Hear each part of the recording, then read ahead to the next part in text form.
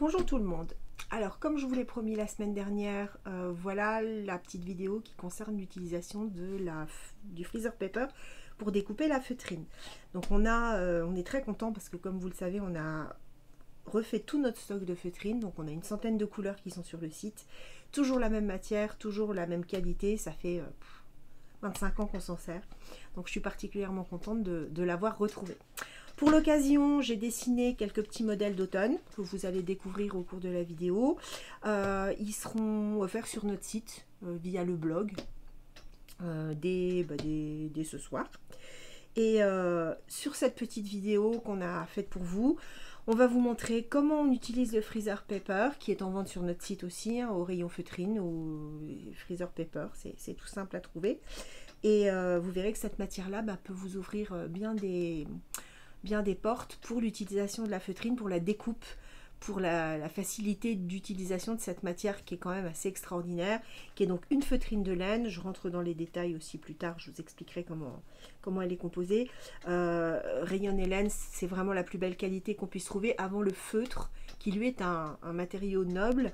Le feutre de laine, normalement, ne contient que de la laine. C'est plus rigide, c'est très beau aussi, mais il n'y a pas autant de couleurs que dans la feutrine de laine que nous utilisons. Il y a très rarement des chinés également dans les feutres 100% laine. Donc voilà, donc on vous a dessiné des choses de thématique 100% automne, parce que ça y est, je suppose que chez vous c'est pareil, mais chez nous c'est l'automne, on ne peut pas le nier. Donc j'ai été voir dans la forêt, j'ai trouvé des glands, il y a des citrouilles chez mon maraîcher, un écureuil c'est indispensable, et puis quelques petites feuilles, des gros détails, voilà. J'ai fait un petit panaché, tout ça sera en ligne dès ce soir pour que vous puissiez les télécharger et puis vous faire des petites décos à la maison si le corps vous en dit. Et on se retrouve dans quelques instants avec tout le détail et c'est parti. Donc aujourd'hui, on va voir ce qu'est ce fameux freezer paper. Donc c'est un papier de boucher, tout simplement. C'est le papier qui sert à emballer le jambon chez le boucher. Donc c'est un papier sulfurisé qui a été recouvert, je pense qu'on le voit là, vous voyez la chose qui brille, c'est une très fine pellicule de paraffine alimentaire. Sur certains freezer paper, ça peut être aussi une matière synthétique, mais dans tous les cas, c'est quelque chose qui est destiné à empêcher la viande de coller sur le papier. Et nous, on va se servir de cette petite paraffine alimentaire, au contraire, pour coller sur les matières de façon temporaire. Pour la feutrine, c'est fabuleux parce que ça permet de découper des pièces toutes petites, de faire des choses très détaillées. Par exemple, si je vous montre ceci, qui est un très vieux porte-aiguille que ma sœur a fait dans un de nos livres il y a peut-être 20 ans, je ne sais plus. Vous voyez, les pièces sont vraiment très petites et en même temps, elles ont été découpées facilement grâce à ce freezer paper. Donc, je vais vous montrer comment ça marche. Donc, le freezer paper, c'est transparent. J'ai dessiné quelques petits modèles d'automne parce que bon, c'est bien le bon moment. Le freezer paper, quand on le pose sur les modèles, on voit à travers. Grâce à ça, on va pouvoir décalquer les pièces et plus on est précis dans le dessin, plus on obtiendra exactement la même chose que ce qu'on avait sur le plan d'origine. Quand c'est assez gros comme mon petit gland, là, il n'est pas si petit que ça, c'est pas très gênant. Quand on fait des choses plus fines, par exemple, comme le petit écureuil que j'ai dessiné là, voilà, qui est un petit peu plus détaillé, il faut être vraiment précis parce que si vous dessinez le gland de l'écureuil 3 mm plus gros, du coup, il y a tout qui se décale sur le modèle. Donc, faites bien attention quand vous dessinez. Pour le moment, on va commencer avec celui-là. Alors, j'ai choisi de travailler aujourd'hui avec notre assortiment qui s'appelle Vendange, qui est là. Parce que les couleurs vont bien avec le thème de la saison d'automne. Et les petits assortiments qu'on a conçus, ils font 15 sur 15. Il y a 15 couleurs. Donc ça permet vraiment d'avoir un panaché qui est agréable à utiliser, qui correspond au thème qu'on veut exploiter. Et on peut faire vraiment des objets qui ont un petit peu de taille. Parce que vous voyez là, le carré de feutrine, il est plus grand que la totalité de mon petit gland. Alors là, je vais décider d'utiliser 3 coloris pour faire pas trop compliqué. Donc ça, je vais dire que mes feuilles, elles vont être vertes. Le corps du gland, on va le faire roux. Et la cupule, on va faire marron. Donc on a 3 couleurs qui vont être utilisées pour faire tout le motif. Donc je vais choisir le coloris cuivre pour faire le gland. Je vais choisir le marron chiné pour faire la cupule. Et puis les feuilles, je vais prendre fougère, voilà, comme ça. Donc, 3 couleurs qui sont prêtes pour mon dessin. Sur ce plan-là, si je fais un motif appliqué, c'est-à-dire qu'il va être posé sur un autre support, un tissu, une autre feutrine ou un collage, pourquoi pas, ça peut être aussi un collage sur une carte ou sur un décor quelconque, je vais utiliser une pièce de chaque. Si je veux en faire une suspension, quelque chose comme ceci, ben, il me faut un dos et un devant. Sur la petite feuille de chêne qui est après mes ciseaux, il y a un relief, vous voyez, c'est la même, elle est plus petite, et elle est toute seule. Mais quelquefois, quand on fait des personnages rembourrés, par exemple, je vous en montrerai tout à l'heure, il faut vraiment avoir 2 pièces, par exemple, comme ça, qu'on va superposer, qu'on va coudre, on va rembourrer, qu'on va fermer. Donc, il faut bien faire attention de faire 2 fois la même, parce que sinon, elle ne se superpose pas parfaitement. Vous verrez que la feutrine, elle est très sympa, parce que si on brode tout autour, bah, petit à petit, elle s'adapte et elle ne nous fait pas trop de misère. Donc là, je sais que je vais avoir besoin de 2 feuilles vertes, d'une pièce pour la cupule du gland et d'une pièce pour le corps du gland en lui-même. Donc ce que je vais faire, c'est que je vais prendre mon freezer paper et je vais d'abord dessiner mes 2 feuilles. Mes 2 feuilles, elles sont dans la même couleur. Quand on va dessiner et découper de la feutrine, on n'ajoute pas dans ce cas-là, d'ailleurs on ajoute très rarement pour la feutrine, de marge de couture. C'est inutile, c'est une matière qui n'est pas tissée, qui jamais ne va s'effilocher. C'est pas possible. Techniquement, il n'y a pas de fil croisé dans la feutrine. C'est une matière qui a été feutrée, compactée, et c'est des fibres comme de la laine avant qu'elle soit cardée et filée. Donc de toute façon, il ne peut pas y avoir d'effilochage, donc la marge de couture souvent ne sert à rien.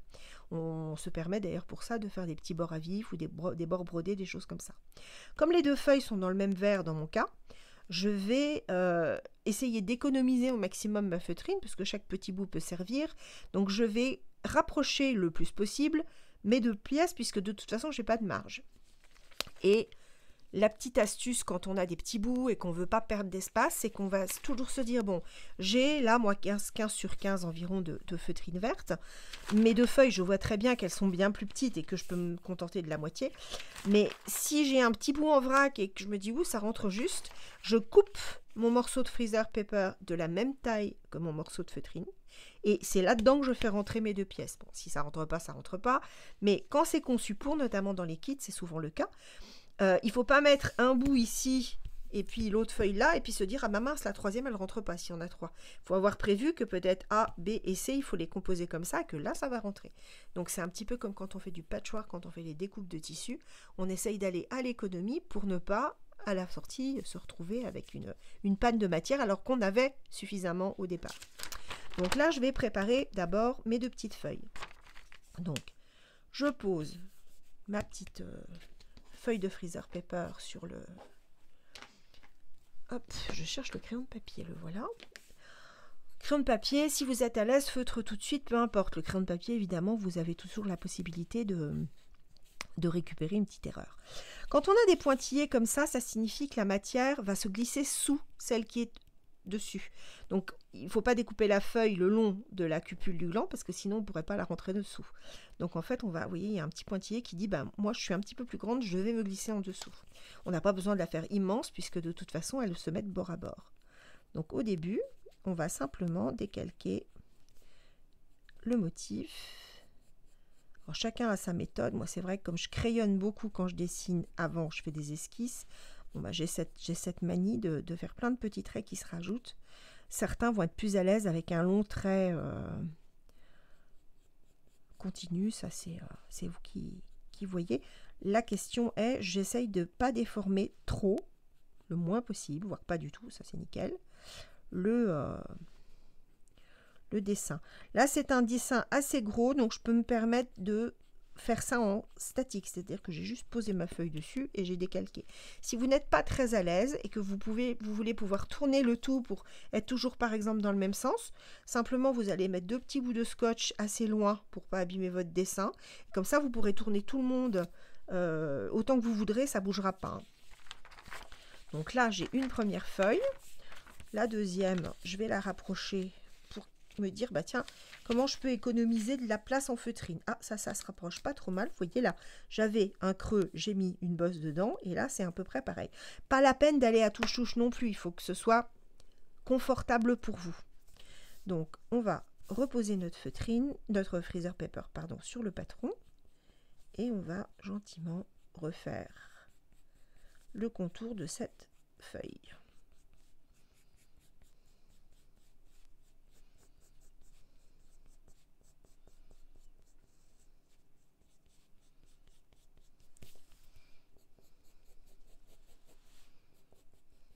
Et voilà. J'ai la première et la deuxième feuille. Donc ça, c'est vert. Maintenant, il me faut une cupule. J'espère que c'est le bon mot. C'est bien cupule, hein? Oui, je crois bien. Je crois bien. Je ne suis pas très forte en botanique. Hop.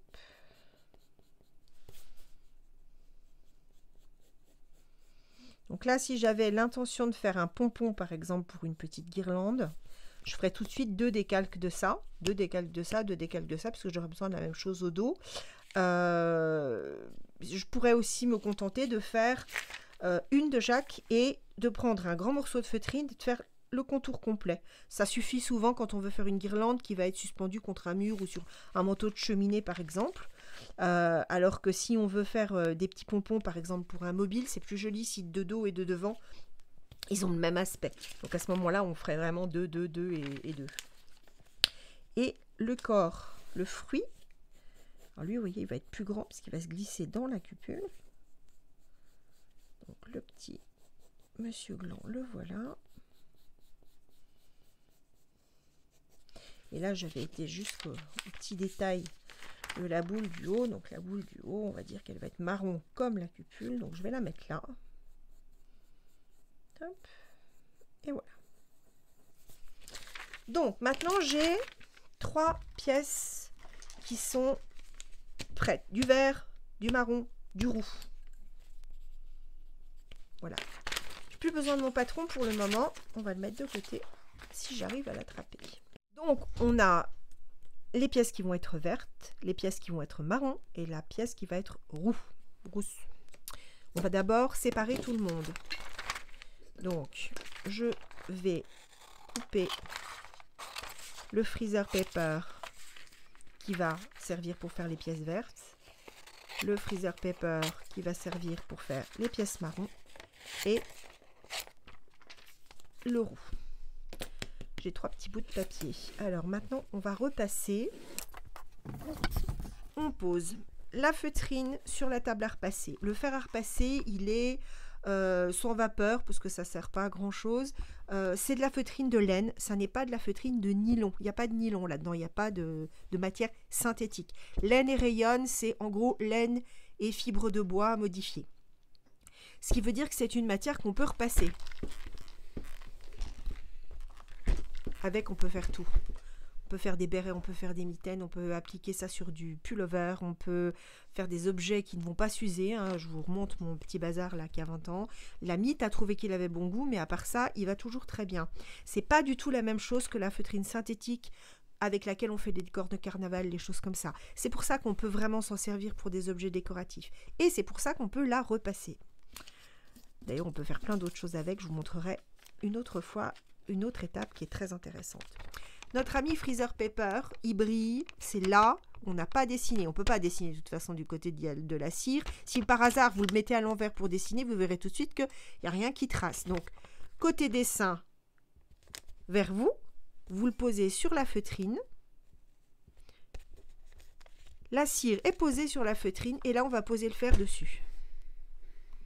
Je crois que j'ai oublié d'enlever la vapeur, mais c'est un vieux truc qui ne veut pas trop se régler. Donc je repasse, vous voyez, je suis restée quoi là, 5 secondes. Et voilà ce que ça donne. C'est un sandwich maintenant. On a une tranche de pain qui est en feutrine, une tranche de pain qui est en papier, et au milieu, un tout petit bout de jambon qui est en cire. En gros, c'est exactement ça. Et grâce à ça, on va pouvoir découper sans avoir de problème sur la feutrine pour avoir quelque chose de précis. Pourquoi? Parce que là, on n'a rien à tracer sur la feutrine. Essayez de tracer là-dessus, vous m'en direz des nouvelles. C'est pas simple du tout parce qu'en fait, rien ne marque sur la feutrine. Si on prend un crayon blanc, bah, ça fait un gros trait épais tout autour, c'est pas pratique. Si on met un patron déjà découpé sur la feutrine, bah, faut découper autour, c'est acrobatique. Là, il y a zéro souci. Hop, vous voyez, je me mets dans le coin, parce que mon objectif, c'est vraiment de garder un maximum de matière pour une autre chose, pour pouvoir m'en servir. Et voilà. Hop. On a maintenant nos pièces qui sont prêtes à être découpées. Et maintenant, on va découper. Donc, l'astuce, c'est dégrossir d'abord. Alors, celles qui ont pris des cours de patchwork pendant des siècles avec moi savent qu'on n'a pas le droit de faire le crocodile avec ses ciseaux. C'est mon truc, ça. Hésitez de faire ça. Parce que là, vous faites des dents. Mais c'est vrai pour tout. Hein. C'est vrai pour la couture. C'est vrai pour n'importe quoi. Pour la feutrine, c'est encore plus vrai. Là, j'ai attrapé la première paire de ciseaux que j'avais sous la main. Mais ça peut être des ciseaux qui coupent bien. Ça, c'est très important. En revanche, ça peut être plus petit, plus grand. Enfin, ceux avec lesquels vous êtes à l'aise. Ce que j'appelle ne pas faire le crocodile, c'est jamais faire ça. Parce que là, ça fait des dents à chaque fois. Vous allez couper jusqu'à la racine du dessin. J'espère qu'on voit bien. Et ensuite, vous allez fermer vos ciseaux. Et quand vous voyez que vous ne pouvez plus, vous prenez la matière avec vos doigts, vous ouvrez les ciseaux, vous vous remettez à l'arête et vous refermez les ciseaux. Et en même temps que vous fermez les ciseaux, vous tournez la pièce. Et ça vous fait les découpes que vous voulez, comme vous voulez, sans problème. Hop. Et voilà. Donc là, en fait, on est en train d'ôter le surplus tout autour du dessin et on ôte la totalité des deux matières toujours solidaires l'une de l'autre. Donc le papier et la feutrine qui était à l'extérieur. Hop.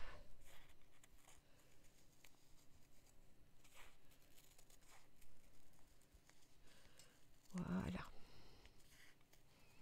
Je vous fais une découpe complète en direct et après je vais découper les autres et puis je vous montrerai l'étape suivante en une seule fois.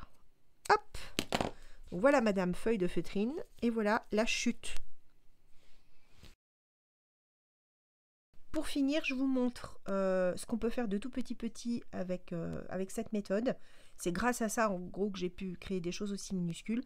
Donc ça c'est quelques exemples de toutes nos petites pendouilles de Noël ou de ce qu'on veut d'ailleurs qui sont sur le site. C'est les petits kits de feutrine. Vous voyez madame Renard, ben, elle est grande comme ma main, même pas. Petite madame Renard. Et son mari n'est pas bien plus gros. Madame Souris, alors là, voilà, elle est toute petite. Et ça, c'est des petits objets qui sont en suspension. Donc on peut faire des mobiles, on peut faire des petites décos de sapin, on peut faire des décos, des broches, des choses comme ça. J'ai des clientes qui les mettent sur leur chapeau. Enfin bon, on voit de tout. Vous voyez, donc les petits détails sur le champignon, la petite corolle. Et ce que je disais tout à l'heure, ça ne s'effiloche pas du tout. Ça, ce champignon, il a quelques années, il est toujours en bon état. Il pousse bien, tout va bien. Le minuscule petit gland, ça c'est dans le trio Monsieur et Madame Chouette. On va les mettre dans l'autre sens d'ailleurs. Hop, voilà, comme ça tout le monde fait la ronde. Donc voilà, donc toutes ces petites choses-là, ça a été réalisé toujours avec la même feutrine de laine et toujours avec cette méthode de freezer paper. Sans ça, honnêtement, je pense qu'on peut difficilement faire des choses aussi petites en étant aussi précis si on n'a pas de freezer paper. C'est délicat. Voilà, donc prochain rendez-vous, on verra tous les petits points de broderie, toutes les choses, comment on fait ces petits objets-là, comment on peut les finir facilement. Et je vous laisse vous amuser d'ici là.